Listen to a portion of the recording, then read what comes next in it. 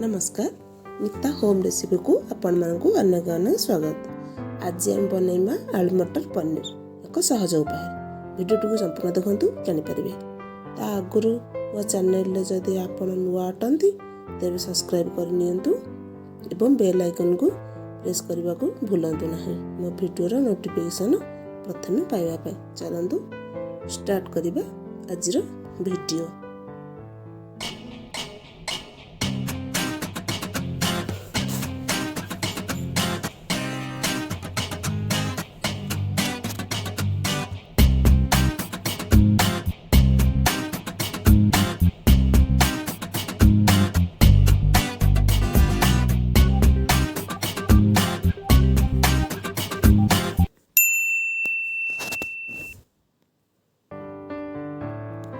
प्रथमे gas on करी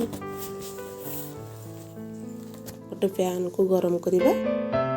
सेथिरे मु 2 चम्मच बटर नीची। आपण माने जदि रिफाइन किबा घी नबाक चाहंती ताले नै परंती।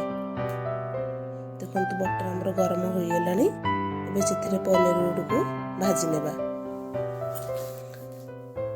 बेसी हार्ड भजा करबानी, बस नॉर्मली गोल्डन ब्राउन कलर हैला पर्यंत भाजीबा। पनीर सब हमर होई गेलानी। थिरे मु गोटे बाउल ले हल्का उषुम पानी नेची। थिरे पनीर गुडा को पके दोची। बाकी पनीर को भी सेम प्रोसेस रे भाजी नेबा।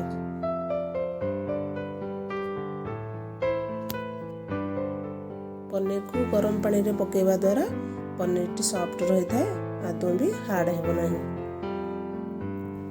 सेही पैन रे मु 3टी मीडियम साइज रो प्याज को एभले बड़ बड़ पीसेस रे काटि नेची।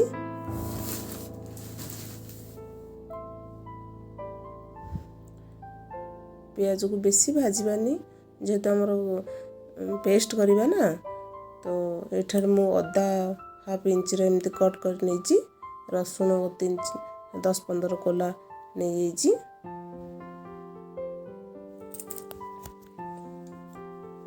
ताको हल्का टिके भाजी नेबा।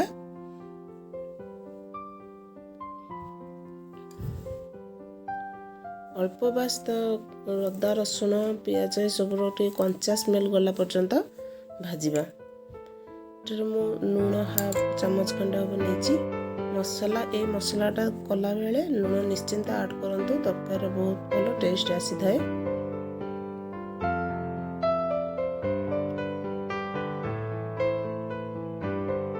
से सब को भल कि भाजीबा।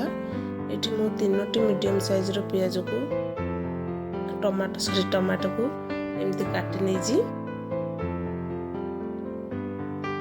तब एमती कवर करी किना भाजीबा। एठी मु 3टी गुजरात नेची।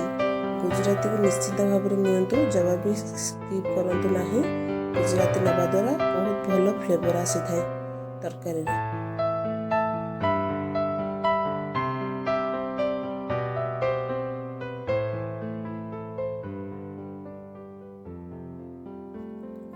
भल भाव में भाजिकी गोटे शीतल करिकी ग्राइंडिंग करी नै आसीबा।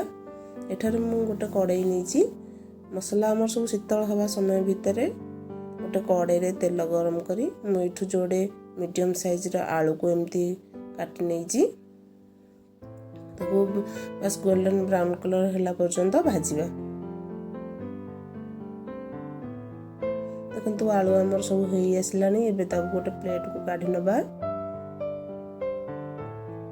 सेम कड़ाई रे मोटी 2टी तेजपत्र, अल्प जीरा और गोटे गुजराती के एभले भाव में नेची। ताको टिके भाजी नेबा। जीरा हमर फुटी आसिले गैस रो फ्लेम को एकदम पूरा लो कर देबे। मोटर काश्मीर रेड चिली पकोछि, कारण गैस लो न कले लंका गुंड हमर सब पोड़ी जाय पारे। बाटी रखिथिबा मसला को एठी ऐड करिबा।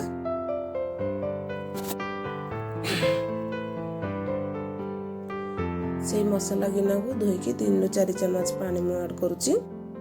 मसला को भल भाव में गोलेबा। एठू गुंड मसला हल्दी गुंड, जीरा गुंड, धनिया गुंड, पनीर मसला नेउची। मसला को टी भल भाव कषि नेबा जे पर्यंत तेल छाड़ी नहीं मसलारू। देखो मसला आमर हो आसलानी।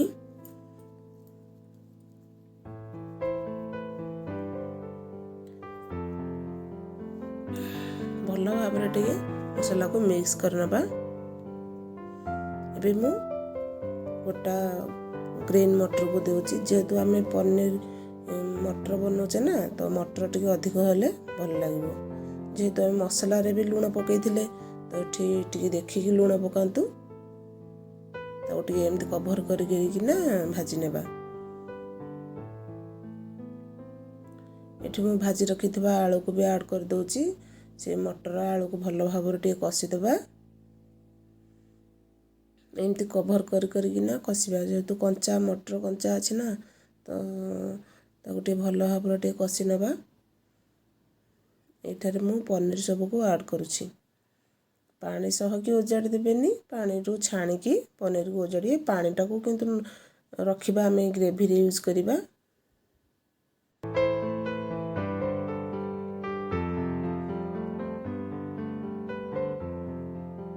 एमती आ गोटे कभर खोलिकी एमती भलसे टिके मिक्स करनबा। पनीर मसला से सब जेमती मिक्स हो जिवो। एठारे मु से पानी टाको यूज करूची ग्रेवी हिसाब रे। बेसी पानी ऐड करिबानी।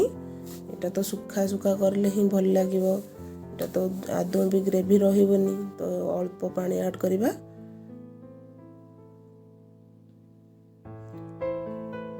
तो पनीर मसला हमर होई आसिलानी फुटी आलानी।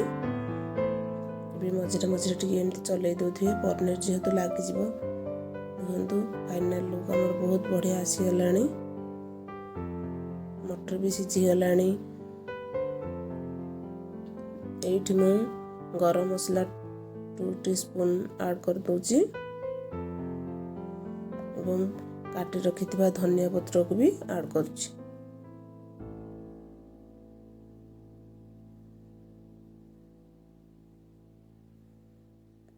एबे धनिया पत्र पकई सारिबा परे गैस बंद कर देबा एवं 5 मिनिट घोड़ाणी पकईकी रखिदेबा। लास्ट फाइनल लुक देखिबा। देखंतु हमर आलू मटर पनीर रेडी।